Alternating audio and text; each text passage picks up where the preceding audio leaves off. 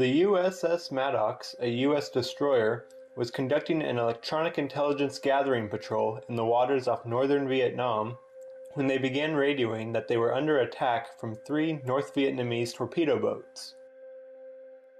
2 of the boats released 1 torpedo each, but neither was effective. The Maddox opened fire and hit 1 boat with a direct hit. 4 jets launched from the nearby aircraft carrier, USS Ticonderoga, and attacked the retreating torpedo boats, claiming 1 was sunk and 1 was heavily damaged.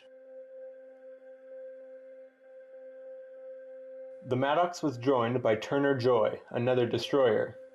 During the night, the destroyers received radar, sonar, and radio signals that they believed signaled another attack by the North Vietnamese Navy.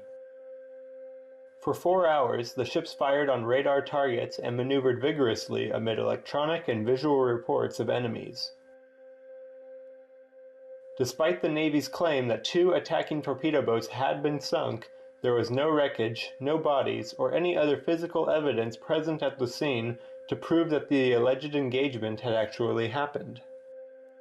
My fellow Americans, as President and Commander-in-Chief, it is my duty to the American people to report that renewed hostile actions against United States ships on the high seas in the Gulf of Tonkin have today required me to order the military forces of the United States to take action in reply.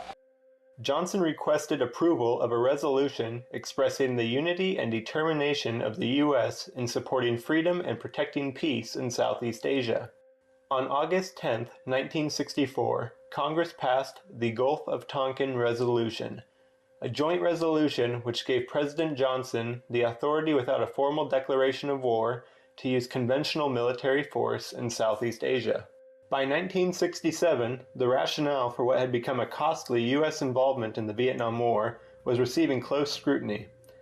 With opposition to the war mounting, a movement to repeal the resolution, which war critics decried as having given the Johnson administration a blank check, began to gather steam. The administration of President Richard Nixon, which took office in January 1969, initially opposed repeal, warning of consequences for Southeast Asia that go beyond the war in Vietnam.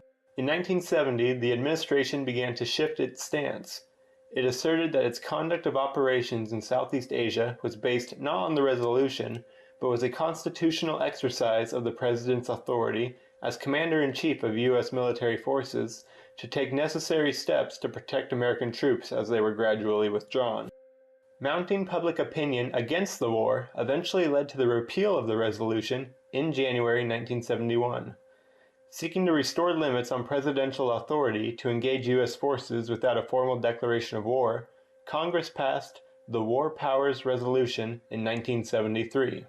The War Powers Resolution, which is still in effect, sets forth certain requirements for the President to consult with Congress in regards to decisions that engage U.S. forces in hostilities or imminent hostilities.